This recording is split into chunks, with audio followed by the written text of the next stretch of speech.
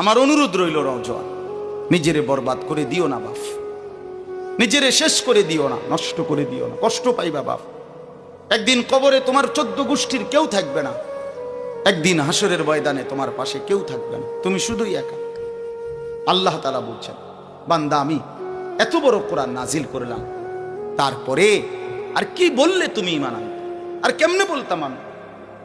নবীজি জিজ্ঞেস করবে, খোদার কসম নবী জিজ্ঞেস করবে, উম্মত 23টা বছর আমি দিন রাত কাঁদছি রে উম্মত, তুই জানোস না উম্মত আমি তোর জন্য কি পরিমাণ কাঁদছিলাম। সারাটা রাত আমি কেঁদেছি, তায়েফের পাথরের আঘাতে আমার পিঠ ছিদ্র ছিদ্র করে ফেলছে, আমি ক্ষুধার কষ্টে পেটে পাথর ভাঙছি, আমার ঘরের চুলায় আগুন জ্বলে নাই, আমি দান্দার শহীদ করে সারাটা দেহ রক্ত মাখা হয়ে বেহুশ হয়ে উহুদের প্রান্তরে পড়েছিলাম, এত কাঁদলাম, এত রক্ত ঝরাইলাম, 23 বছরের বিনিময়ে উম্মত আমি বুঝি তোর কলজাটা নরম করতে পারলাম না। কি বলবেন ভাইয়া? এই ছেলেরা বাপ কি বলবা তোমরা? বলো দোস্ত। আল্লাহ আমাদেরকে বুঝ দান করে। আমরা অনেক আসছো মাশাআল্লাহ, আল্লাহ তোমাদেরকে উত্তম বিনিময় দান করেন।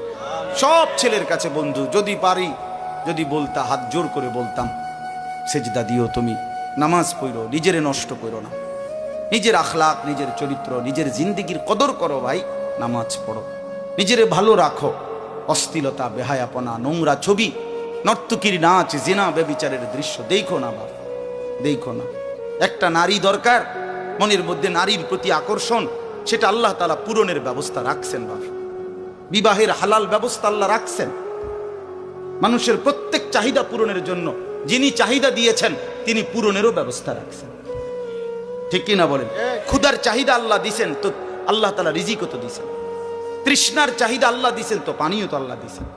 যে যৌবনের চাহিদাও আল্লাহ দিছেন, তো সেটার জন্য হালাল বিবাহের ব্যবস্থাও তো আল্লাহ তাআলা রাখছেন। তো নষ্ট হয়ে যাওয়া কেন? নিজেরে বরবাদ করে দেওয়া কেন ভাই আমার?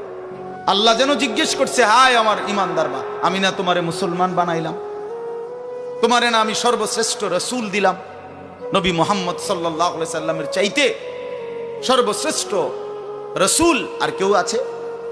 কোরআনের চাইতে দামি কোনো কিতাব আছে? ইসলামের চাইতে দামি কোনো ধর্ম আছে? আল্লাহ তাআলার চাইতে বাদ দিয়ে আর কোনো মালিক আছে? তো আল্লাহ বলেন, আমি তোমার মালিক, আমার নবী মুহাম্মদ সাল্লাল্লাহু আলাইহি সাল্লাম তোমার রাসূল, কোরআন তোমার কিতাব, ইসলাম তোমার ধর্ম, অতএব তুমি কেন ভুল পথে যাইবা বান্দা?